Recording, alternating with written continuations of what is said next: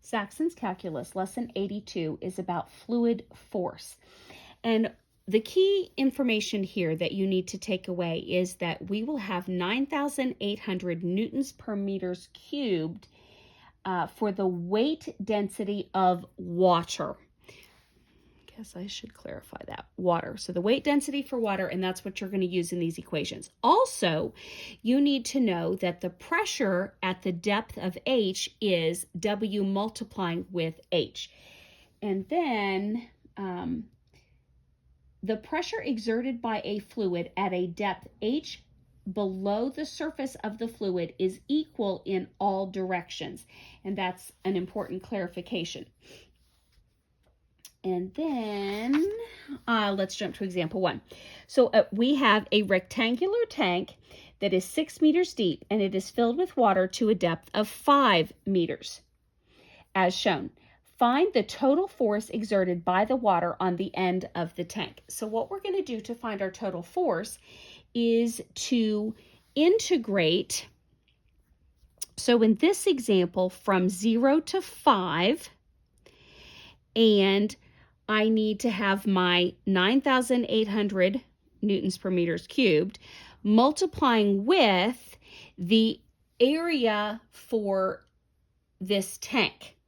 Now, the area for the tank, we know should be length times width, but because this water is changing in here, what we're going to have is the depth of 5 minus the y that it's losing for the side, the width. The length is going to be the 8, as we would expect it to be. So then, since the 9,800 is acting as the constant, I want to deal with the other two parts. And I first have to distribute. So then that 9,800 is acting as the constant, 0 to 5, and this is multiplying to 40 minus 8y.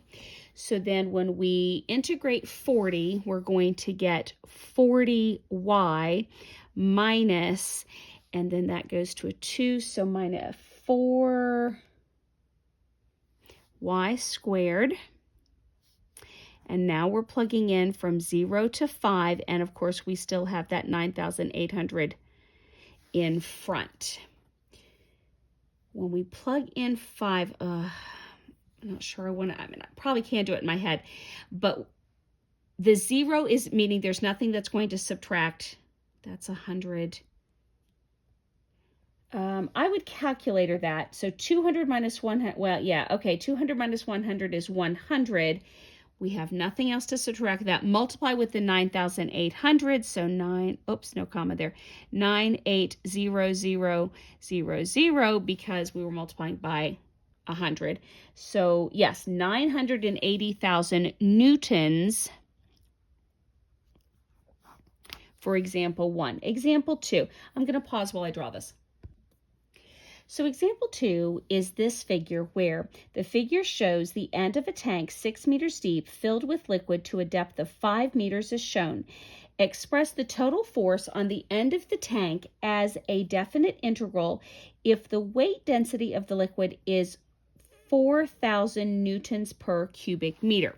So I know we're going to have our 4,000 in front of what we're integrating, acting as the constant. Now, we can do the same thing that we did in the last example where this part is 5 minus the y. However, this is not a rectangle.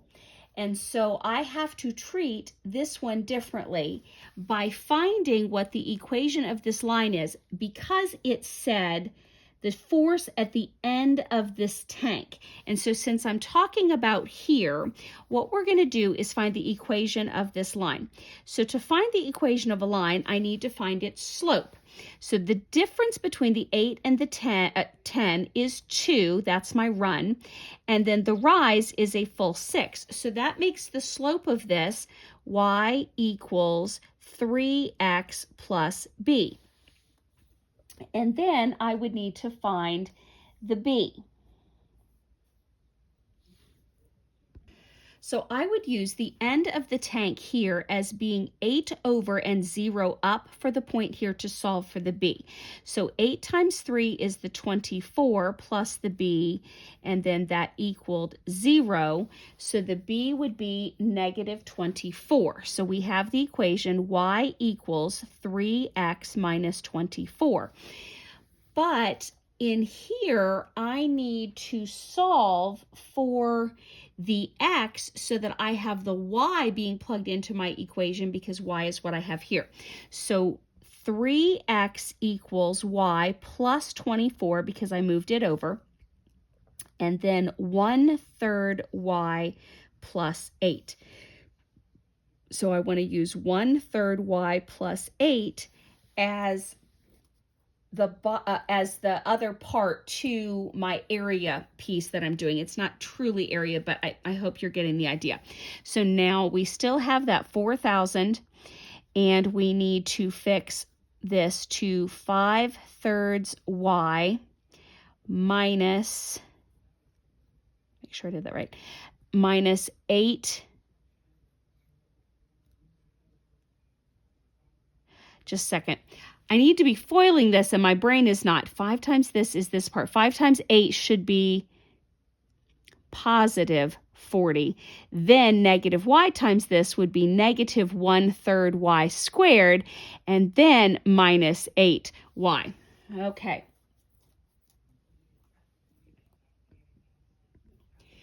I would then combine my like terms and put them in the correct order. Oh, I never filled in my numbers here. It's from 0 to 5. I'll just do it here for this one. So now my minus 1/3 y squared, then 5/3 y minus 8y, common denominator of 3 minus 24. So that should be negative 19/3 y plus the 40. Okay, at this point, I am supposed to integrate it and then plug in the 0, which would keep it at 40, and then plug in the 5 and get an answer. Obviously, subtract those two and then multiply by 4,000. Now, the book stops here and says, oh, let me put dy at the end, says, this evaluation is straightforward but time-consuming.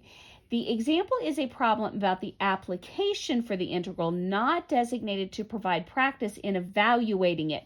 So we will consider the solution complete. In other words, they didn't want to go through and find the actual number because that was super messy. So they just boxed it here at this point. You just kind of have to get a feel for when the book is going to leave it in this or when they're going to take it down to a number. And most of the time, they don't make them this complicated. They stick to more like that example. So you know that you are supposed to take it to a number. Now, example 3, let me pause while I draw this one. So example 3 says, a cylindrical tank 20 meters long, whose radius is 4 meters, which is how they then got the diameter out here marked at 8 meters, is half filled with oils. That's why in theirs this is all darkened. Have a weight density is 3,000 newtons per cubic meter. Set up an integral whose evaluation will yield the total force exerted by the oil on one end of the tank. So they're already giving you the clue that they are not going to solve this one out. So this is based on a circle for area. So we know that that should be x squared plus a y squared equals the radius squared, which in our case would be 4 squared at 16. We also know I first want to find the fact that it's the 4 dropping down. So we will have the 4 minus y, which then tells me I need to solve for the y in this equation. So we're going to get y squared equals 16 minus x squared, and then square root to get rid of the squared. And so we're filling in our square root of 16 minus x squared. But now I've got this y and the x that I didn't really need there. So I almost felt like I was supposed to solve for it the other way, but I'm not. They're substituting in a y minus 4 for the x instead. And that should be coming from here. So there, and again, since they're not solving this out, they've got their I'll go ahead and write their 3,000. And the integration of, and I didn't fill in that it's from 0 to 4 because that's how much liquid is in, or oil is in there. And then our 4 minus y and our square root of 16 minus our y minus 4 squared. dy, of course, should still be with all of that. And okay, this part is the trickier thought process because they're going to stop it here with this integration. Technically, you have double to fill the whole tank. And so when you do this, even though you're plugging in the 0 to 4 for the liquid here, the formula itself is giving you the full area. So you have to, and this is where you're working again backwards, since you only want half of it, you have to put another 2 out here to undo the halving of it. Yeah.